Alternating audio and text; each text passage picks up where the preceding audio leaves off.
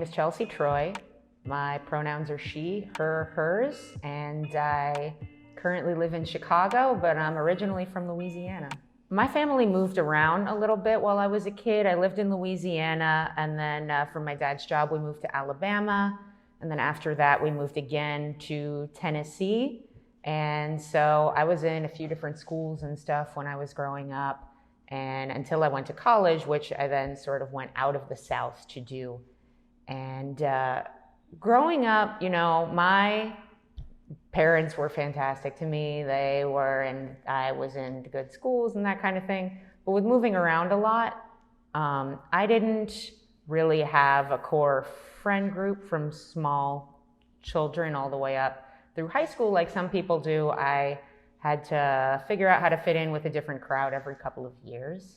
And so I had a lot of practice at trying to learn how to fit in different environments. And so it took me a while to figure out who I really was. And I think it's something that everybody's still figuring out all the time. But I think it took me a little longer in part because every few years I was sort of trying to be whatever I needed to be to fit into the next friend group at the time.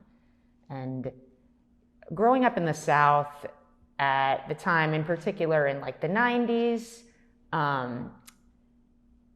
it was not as far along on queer issues even as it is now. And of course, there's a lot of work to do there and everywhere all the time.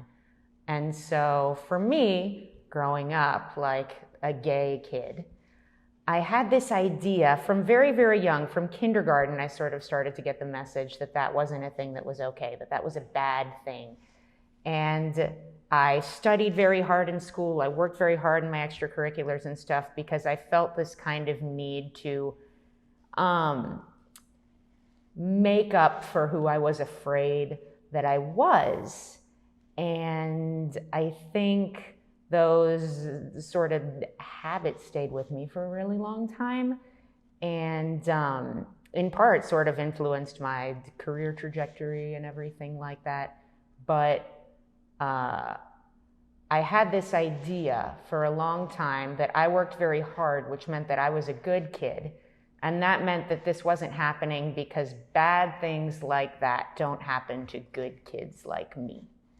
It took me a really long time to get over that and finally sort of be able to come out and hopefully sort of represent, we didn't have really queer representation in the 90s. Even on TV, there was the one character, and it was always a single-dimensional comedic character. It wasn't really a full person. There are more options even now on television than there were at the time. And one of the things that I do think about a fair amount in my career is how to provide visibility such that kids and queer folks in general can see themselves reflected, not just as comedic characters, but in jobs, in industries, as software engineers, as teachers, as all of the things that they might want to be that they just haven't seen themselves as before. I felt all the way growing up like gayness was something that couldn't happen to me. I couldn't let it happen to me. I didn't come out to myself for a very long time because I didn't want it to be true, and I felt like with how hard I was working and how good I was being, it wasn't something that could be true of me. And so for me, coming out in part was about shedding the understanding that I had of this as a bad thing, a thing that I had to be ashamed of, a thing that was wrong with me, and start to understand it as an integral part of myself that absolutely didn't mean that there was something wrong with me. But a part of that was very much coming up with a plan for myself, and it took me a while to be able to enact that plan. Coming out, I think for a lot of people, part of that is reckoning with the possibility that your parents' or family's love isn't unconditional. They might not accept you anymore. And that's something that can be really difficult, particularly for youth who depend on their parents still. And we see it, of course, in the way that the youth homeless rates work. 40% of homeless youth identify as queer. And that wasn't something that I thought I was going to have to deal with, but I knew once I started to come out to myself, it was important to me to feel like I could depend on myself, just in case it turned out that I wasn't going to have a community to turn to. And getting into tech was an integral part of that for me. You know, one of the things that tech folks who don't come from a super wealthy, super privileged background often talk about is, what is the first thing that you did with tech money or tech job security or what have you? And I don't think it's a stretch to say that one of the first things that I did with it was that I came out to my family, because with working in tech came a job security that I hadn't had before. I moved from job to job. I did all kinds of things. I edited a quack psychology magazine. I worked as a bartender. I worked as a blogger at some equity crowdfunding startup. And then getting into tech and having some reasonable assurance that I would be able to support myself gave me the opportunity to make sure that I was paying all my own bills, so that if the worst happened and I came out and it turned out that my parents' love was conditional on me being hetero, if my friends' acceptance was conditional on me being something that I wasn't, I would be able to support myself in the absence of community until I built a new community. Luckily, that didn't happen. My family was pretty accepting, but I don't think that that changes the fear that people can feel. And I think tech industry can sometimes offer an opportunity for folks to come into that kind of self-understanding, because it's sort of a path to some level of self-sufficiency and independence. I mean, I imagine many industries are like that. But for me, tech helped me solidify my own understanding of who I was by giving me the assurance that in the absence of anyone else, I could, at least for a short period, depend on myself. So in tech, I think I've been lucky in terms of the amount of acceptance that I have found being queer. That having been said, we still live in a very heteronormative society, and tech is no different from that. I think that tech still has a ways to go in terms of understanding some of the issues that face any marginalized community. I think that we have this interest in tech in the idea of diversity, of having all different kinds of people there building the product. But I think that there's still something missing in terms of the understanding of inclusion, of making people feel welcome, and also in understanding why that diversity is so important in the tech industry. I recall that after the Pulse shooting in 2016, it was on a weekend, and I went into work the next day and just couldn't really think about anything. I couldn't really focus on anything, and all I could think about was that shooting and the way that homophobia can still crop up even when we think we're in our safe places, when we're in queer clubs or when we're in progressive communities. It happened during Pride Month, and I remember feeling more concern for my safety than I ever had in going to the Pride parade, because even though that was theoretically supposed to be a safe space, we didn't know who could show up to that. And it's difficult to feel secure in an environment like that where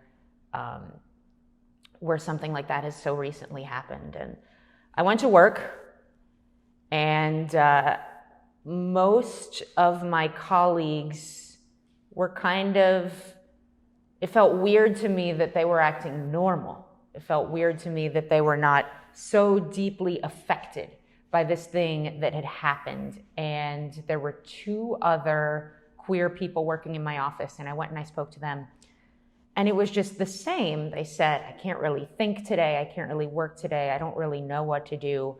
But the rest of the team seemed, at least outwardly, ready to just kind of move on. And I don't think that it was lack of concern for the queer community. I don't think that it was homophobia. I think it was that we don't deal particularly well with feelings in the workplace in the first place. And then in the second place, no one really knew what to say.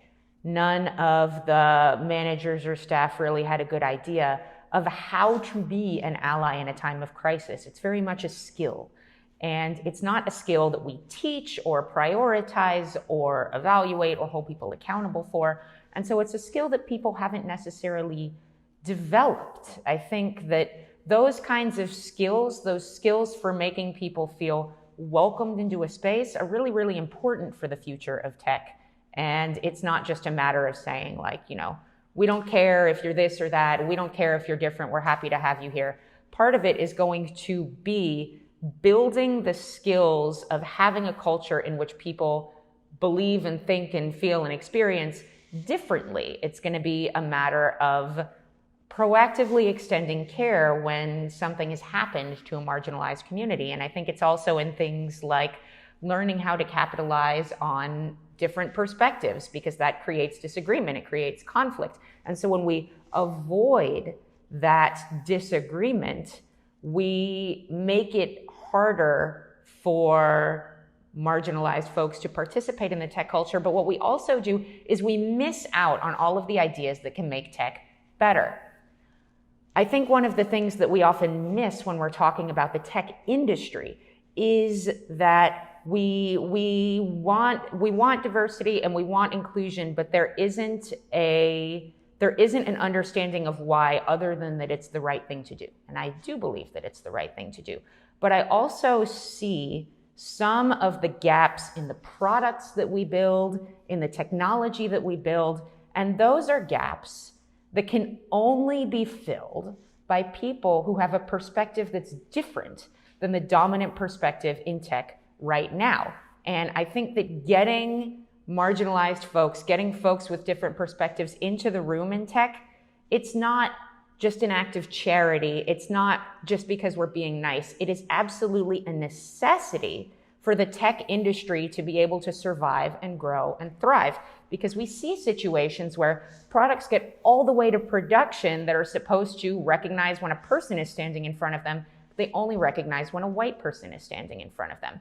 And it's not just like an unfortunate oversight. It's a product that doesn't work. It's a product that has to be brought back to the drawing board. And it's all of the money that was spent developing that product, all the time, all the effort that was spent developing that product is essentially wasted. It's very expensive for us to build these uninclusive products that end up not working for the people that they're supposed to work for.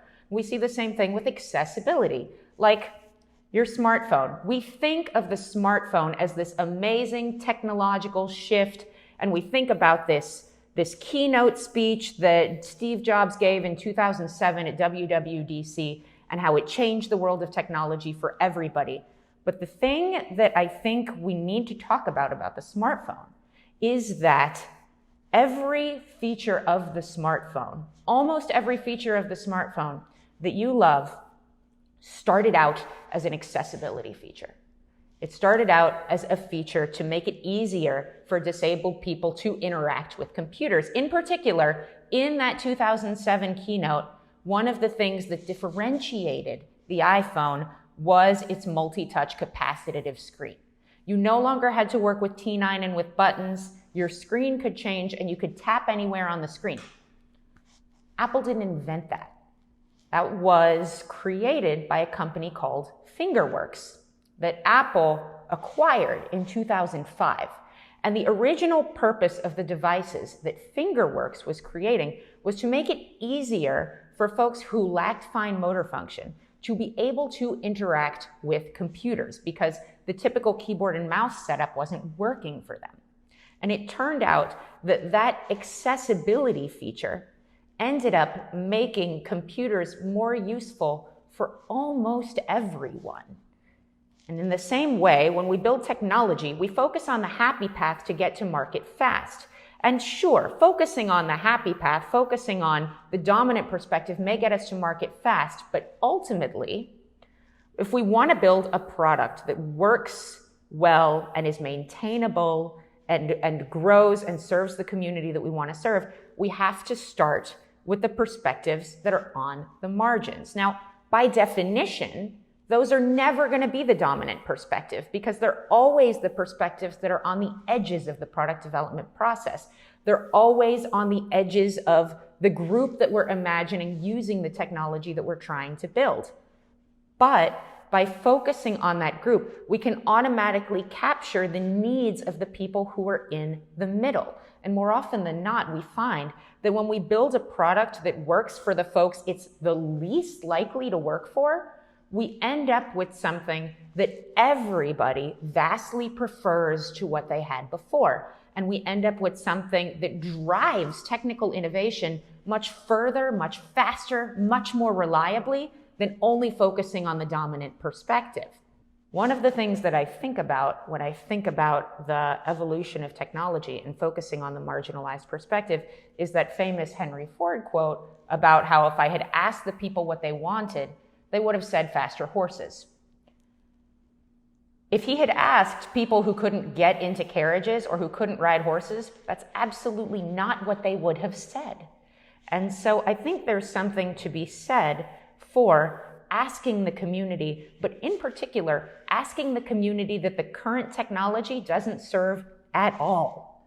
Because when that community gets the opportunity to provide input into what needs to exist, the thing that will grow up out of that often ends up being something that's better for everyone. And so it's not just that we want to make tech more inclusive because it is nice, even though it would, be nice. The truth is that for someone whose perspective differs from the traditional software engineer, we need that perspective. We need those life experiences. Their absence from tech right now is holding back the products that we build. We have got to get those people into the room. We've got to get them making those decisions about how technical products are going to work. That's going to end up driving the future of technology much more equitably, much more reliably, much faster, honestly, much better than focusing on the folks who are already in the room, providing the perspectives that they have that have already driven the industry to where it is now. So a couple of years ago, I went to a conference where, and it has a Slack community that we interact in. And I had been mentoring software engineers in my city for some period of time that we were talking about mentoring opportunities and ways to make tech more accessible. And one of the folks who was in that group mentioned Emergent Works as a place that was currently looking for mentors. And I looked it up and realized that this was exactly the kind of thing that I would like to be able to do. I had mentored a number of people up to that point, and I really enjoyed mentoring. But one of the things that I was struggling with was that a lot of the folks who are able to get mentorship, folks that I had mentored, were folks who traditionally already had access to a lot of the resources that the tech community provides, that being well connected in a city like Chicago can provide. And I wanted the opportunity to make tech better by helping to bring the voices into the room that aren't already in the room as we're developing and building these products. I think that for tech to accelerate and better serve people's needs and serve people's needs more equitably, we need perspectives in the room that aren't there already. And so I see the perspectives of formerly incarcerated folks who aren't typically in tech as essential to building products that serve communities that we're not already serving. We can't guess what a community is going to need. We have to have folks in the decision-making process who intimately understand what those communities need. And so Emergent Works felt to me like an opportunity to improve tech by getting those folks into the decision-making positions that we need them in for tech to continue to improve at the way that it serves people in the things that they need to do in their lives, and to make the way that we do things more equitable, and to ultimately sort of disrupt. Tech always likes to talk about disrupting, but it's not really a disruption if power is not getting democratized, if access isn't getting democratized. And technology has enormous potential to do that, but it's held back if the perspectives of the folks who would gain access from that democratization are not represented during the product development process, during the software development process. So Emergent Works gave me an opportunity that I was really excited about to help get those perspectives that we need so badly into the software development, into the product development process.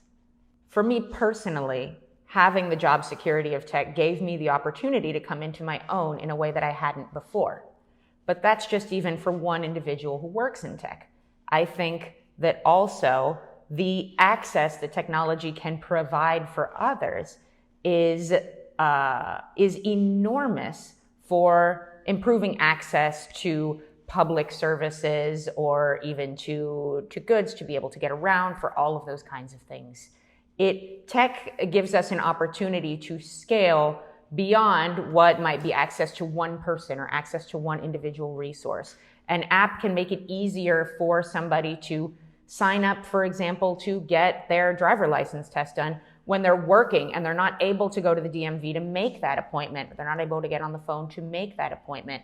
Tech creates opportunities for folks to get information about how to do things. Information, for example, about how to navigate the healthcare system, or even access to a patient advocate where they might not necessarily have that without going to the hospital otherwise. The amount of location independence that tech provides is extremely useful for democratizing access to those kinds of services and making it easier for folks to live their lives, so that they're then able to focus on the things that they otherwise would be focusing on if they didn't have to get distracted by having to go here and go there. It gives them the opportunity to get the information, get access to the people, get access to the resources that are otherwise so difficult to distribute. It's an extremely powerful distribution channel for information and access that we haven't had before. To use it requires us to think very hard about the communities that traditionally haven't had access, and determine how are we going to bring that access to more people. Because now that we can scale beyond an individual person who can provide help, we need to think about how to scale beyond connectivity concerns, beyond accessibility concerns, beyond financial accessibility concerns. One of the things that I think about a lot is how to ensure that services are available to folks who don't have access to a computer all of the time. Is it going to be on a smartphone? Do those folks have access to a smartphone all the time? Do they have access to reliable internet connectivity all of the time? One of the things that we saw, for example, during the pandemic and the lockdown and all of the schools going remote, was that access to school became an issue because not every family had reliable connectivity at their home. Folks would go to a McDonald's and they would use the McDonald's Wi-Fi to be able to go to school. Sometimes you had 4 or 5 kids sharing a laptop, and they had to figure out how they were going to interleave their classes so all of them could use that laptop.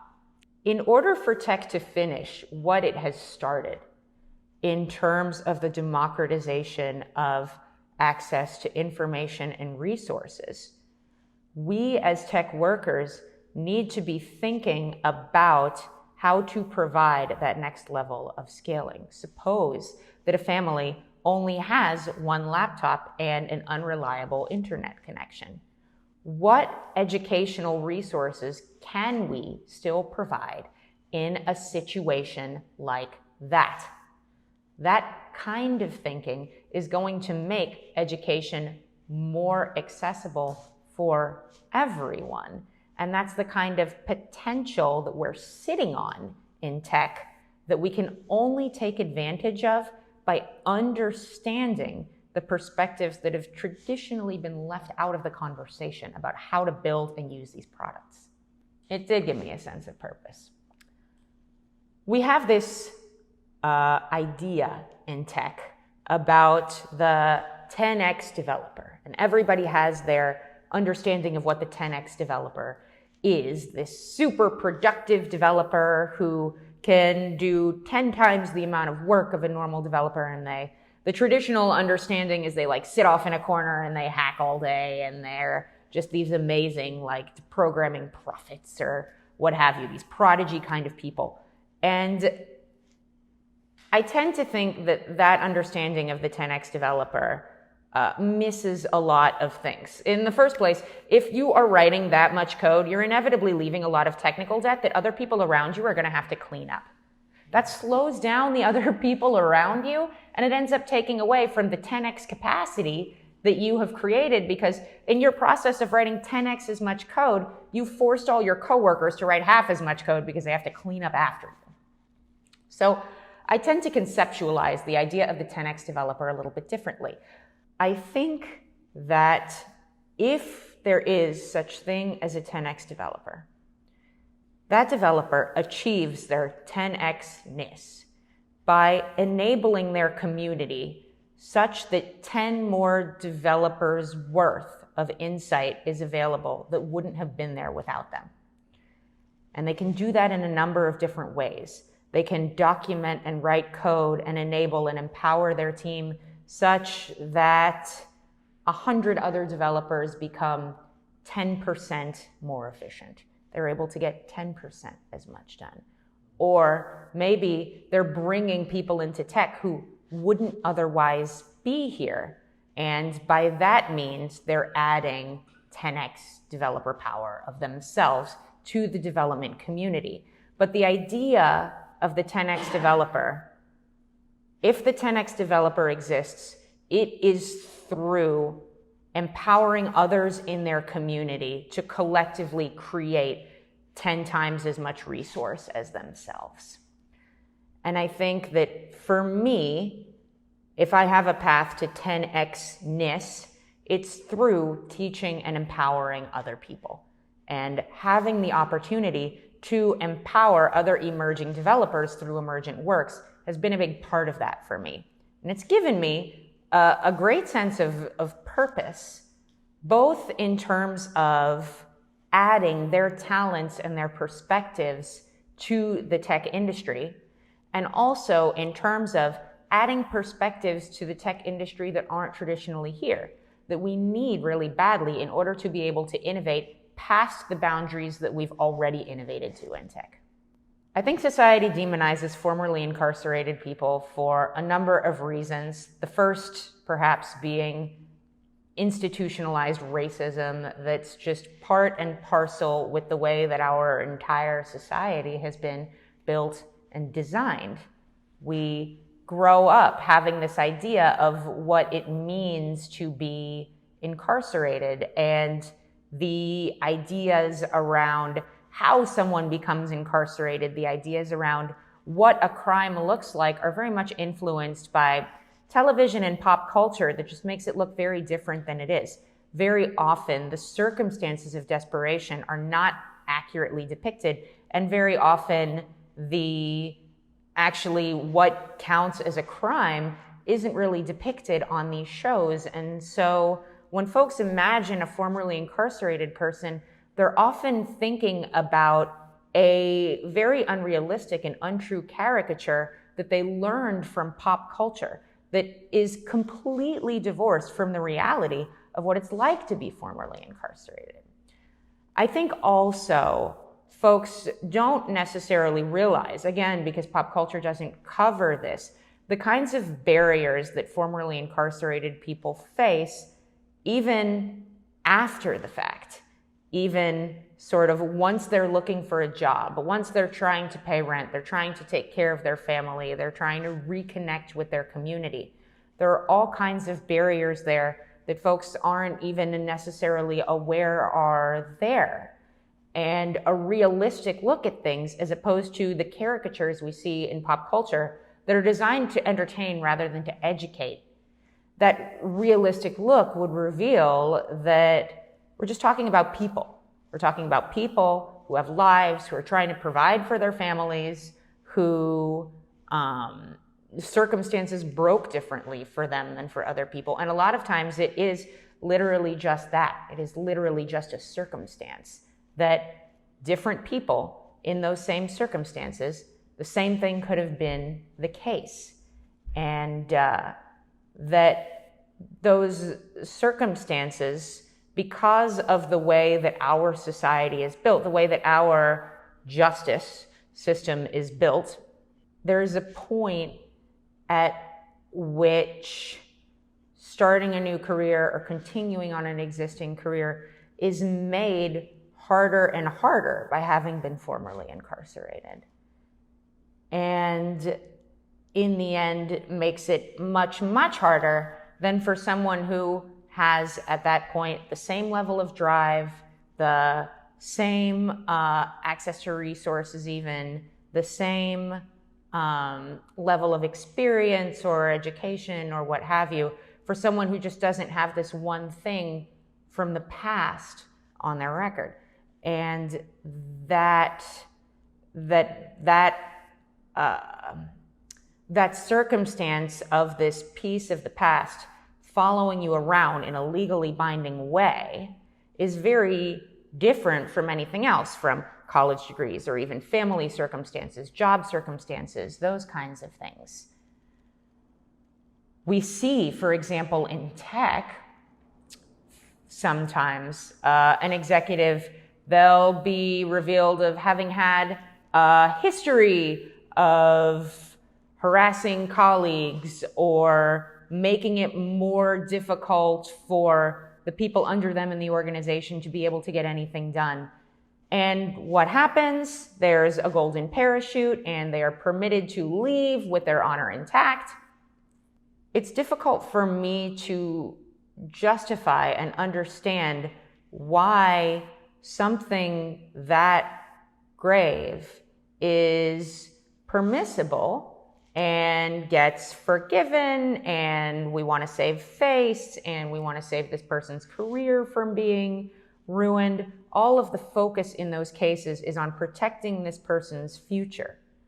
Whereas with formerly incarcerated people, it often feels like the system effectively sabotages their future because of their past in a way that we don't do with some of these even very damaging professional habits that folks who ultimately end up in the executive suite have demonstrated for decades. What am I up to now? Well, currently I am a staff software engineer at Mozilla, and I teach a number of classes at the University of Chicago. I work on a number of mobile apps that focus as well on improving access to resources for underserved communities and democratizing access to basic scientific research. So this is things like making mental health recovery resources available to cancer patients through technology, and making it easier for volunteers to participate in projects where we're categorizing photographs that were taken on the surface of Mars. So it's really cool and I really enjoy it. I think the message that I would want to give the tech industry is that we are currently missing the perspectives that we need to take tech to the next level of innovation and democratization of information and access. And no matter how smart we are, and no matter how many times we guess, no matter how much user research we do, it's going to be extremely difficult to alight on the right answers to the question, where do we go next, without a broader diversity of perspectives in the room. And in order for us to overcome that, we're going to have to ask, what communities are we currently not serving? And it's not going to be just a matter of doing user research in those communities. It's going to be a matter of empowering people in those communities to join us in the development process and help us determine what needs to be built, to tell us where our products need to go next, because they see more clearly than we do what's missing from what we've already built. My name is Chelsea Troy. I am a former mentor and a proud member of the Emergent Works family, and I believe that excellence in code can come from anyone.